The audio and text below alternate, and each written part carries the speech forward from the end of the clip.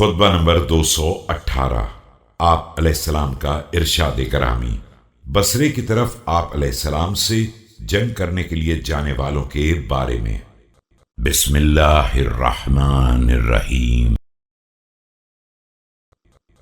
فقدموا على عمال وخزان بيت مال المسلمين الذي في يدي وعلى أهل مصر كلهم في طاعتي وعلى بيعتي وشتتوا كلمتهم۔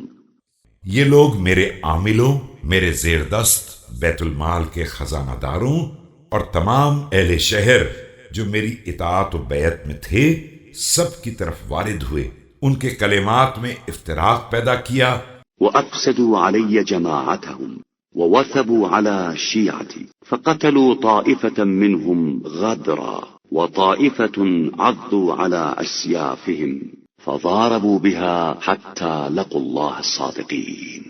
ان کے اجتماع کو برباد کیا اور میرے چاہنے والوں پر حملہ کر دیا، اور ان میں سے ایک جماعت کو دھوکے سے قتل بھی کر دیا، لیکن دوسری جماعت نے تلواریں اٹھا کر دانت بھینچ لیے اور باقاعدہ مقابلہ کیا، یہاں تک کہ حق و صداقت کے ساتھ خدا کی بارگاہ میں حاضر ہو گئے۔